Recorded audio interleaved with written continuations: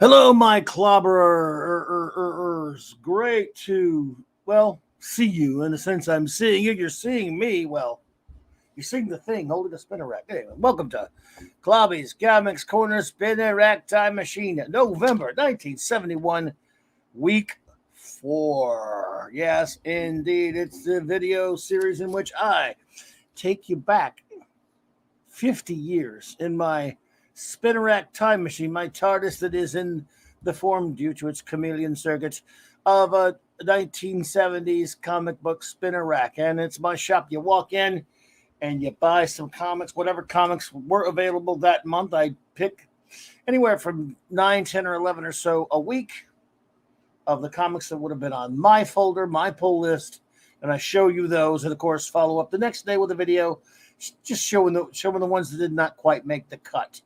But I show you my picks for that week, or the comics that would have been on my folder. And of course, there is a link in the description below here with to my playlist that has all of this video series, and of course a few other ones that have to do with my little short trips through the Bronze Age. I only have a couple of those so far, but I'm going to be making some more where I do a little comics history stuff. So that's all just a little bit of a setup recap that I believe is necessary in case you've never seen one of these videos. They're relatively short. I do a lot of streaming about comics and Star Trek and lots of other things here in this channel if you're just showing up. But for this, I just kind of go down memory lane a little bit, looking at the comics. We don't do a deep dive on each issue. I just show you what they are and who drew them and things like that, and the ones that were available. Well, each week I break them down. So it's the week for November 1971. It, of course, is a Spinner Rack Time Machine. And, of course, before I do that, as always, I like to show you a little bit of, what was out there. Again, this is just an idea, because tomorrow I'll give you more heads up of what that month was like. But look how many comics used to come out back when there was a healthy, thriving comic book industry. And such variance, I'm not going to use that D word, but lots of different genres and things like that. And I picked, again this week, a handful of them to show you from this batch right here. And let us get started, shall we? First on our list today, first on Clobby'S pull list today at Clobby'S Comics Corner, is Star Trek number 13, the Gold Key Star Trek series of the 60s and now, of course, 70s. Yeah, I mean, you got to love those covers. I dedicate this to my wonderful first officer, the magnificent Raquel Briggs. I know she loves these old Gold Key Star Trek comics. This is a nifty cover, of course, a story by the comics writing legend Lynn Wein. Art interior by Alberto Giolitti, and of course the cover by the amazing George Wilson, who did all kinds of wonderful painted covers, not just for Star Trek, but many of the Gold Key stuff in the 60s and the 70s. Very prolific comic book cover painter.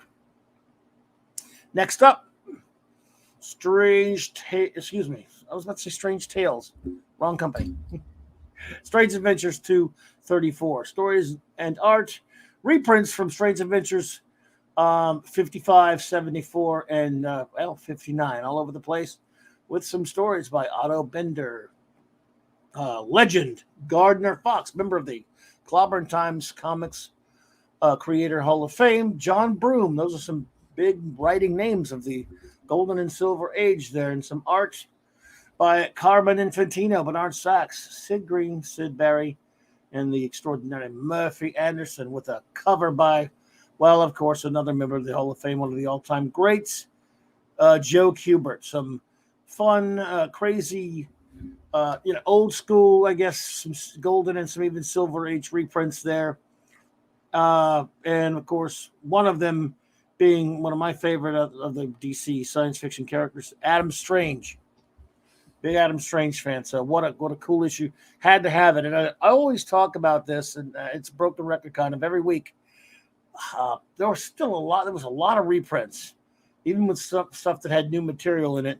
Both Marvel and DC would definitely use that backlog of stuff to fill up when they couldn't just make a full new comic.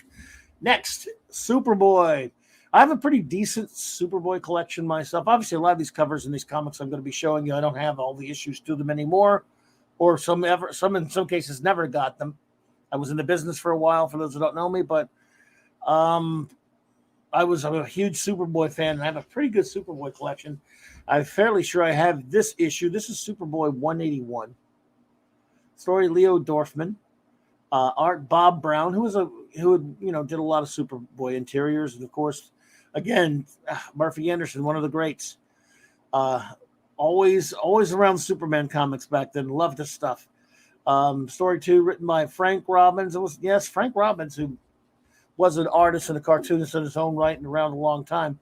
He did some scripting as well, where he didn't actually do interior art as well. And Brown and Anderson on that story. Story and Art 3, of course, was a reprint from Adventure Comics 355 by Otto Binder, Kurt Swan, and George Klein. Yes, some Legion stuff going on. And, a little Legion reprint. And, I'm a huge fan of Legion of Superheroes. And, of course, it has a nifty cover by the extraordinary Hall of Famer Kurt Swan. Another one dedicated to my wonderful first officer, R.M. Briggs. Love you, Raquel. Gold Key, Twilight Zone, issue number 41. Lynn Wein, again, I'm surprised how much Lynn Wein did for some of these, for Gold Key. I knew he'd worked for him a little bit, but wow. And there are multiple stories in this one, of course. Lynn Wein being one of them, and many other writers. Not really sure. All of them, of course, but we have a lot of art in there by some names that are fairly known to if you know a little bit about older stuff. Golden and Silver art. Dan Spiegel, Jack Sparling, Frank Boll, and some Win Mortimer. All some names that are known to some of us. And another nifty George Wilson cover. Something just so alluring about these Gold Key covers. They're really amazing. Action Comics number 408 is next. Stories. We're getting into the Cary Bates Superman writing era. Cary Bates, of course, I like the Superman stuff. I like this Flash stuff. And so, yeah, Mr. Bates. This is right around the time he got started, if I remember right. Of course, as just fantastic art. Interior, my favorite era of art for Superman on the interiors by Kurt Swan and Murphy Anderson, the well-known Swanderson team, as they're often called. And now you even have a little a reprint from the Atom, a Gardner Fox, Gil Kane, Murphy Anderson classic with a nifty Swanderson cover. So, yes, Action Comics 408, great stuff. My beloved era for Superman, for me anyway, as a Superman fan. Adventure Comics number 414. Story by Lynn Wein. Art, Bob Oxner. Second story also by Lynn Wein, but some art by Gray Morrow. Yes, I think it's a Zatanna story in there by Gray Morrow. Great stuff. And you have a Strange Adventures 184 reprint. Dave Wood, Gil Kane. Did another story in there by John Albano and Bob Oxner with an Oxner cover. This is just around the time where Supergirl was headlining the title. As you know, with Adventure Comics, that was in flux. It changed. It went all over the place. Legion had it for a long time. Aquaman, Supergirl. It went all over the place. Spectre, of course, coming soon, probably. All right, we'll probably already pass those issues, actually. Because Adventure Comics, as you know, was around for a long time. So, next up, Daredevil number 85. Daredevil with the strange. I remember it was always kind of struck me as strange that the DDs being in black. They were usually kind of red, blending into the costume. For a while there, though, they were black. I'm not sure if there was a coloring issue or what. But it's been a while since I've read some of these, of course. But Jerry Conway, who was really prolific back then, I'll give him that. Art. We're into the Gene Colan era, of course. I love Gene Colan. Daredevil, Sid Shores, inks with a nifty Gil Kane cover. And I always like to see Gladiator, one of my favorite Daredevil baddies. So great cover. Great era for the Man Without Fear. Love him. I, of course, did a video not too long ago that you can find on my page about the Daredevil, the pre-Frank Miller years, his years before he'd be when he was Millerized, and this, of course, would fall into that purview. So, next up, Detective Comics number 419. Whole lot of Batman. One of the 52 pages. One of the big specials. 25 cents, not 20, but 25. So with a bunch of added pages, you get so much for your coin with comics back then. It was just amazing.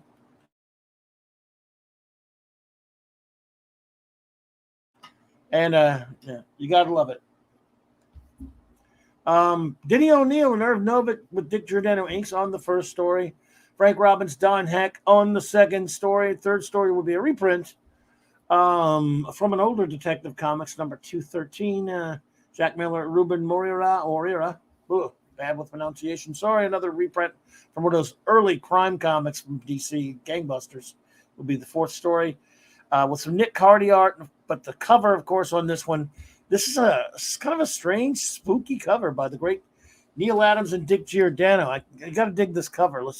A dude's being weighted down in the water by Batman statues.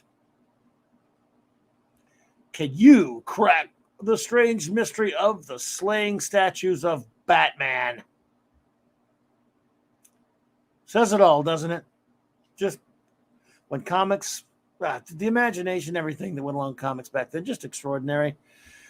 Iron Man isn't the Invincible. Iron Man number 45. Story by Gary Friedrich. If it's not Gary Conway back then, it's Gary Friedrich. Friedrich. With art by George Tuska and Vince Colletta. Not a Colletta guy. I kind of don't mind some of Tuska's early Iron Man. Now, I know a lot of D-Bud, shout out to you, buddy. I know you're a Tuska man. You are the man of Iron anyway. You're a Tuska fan.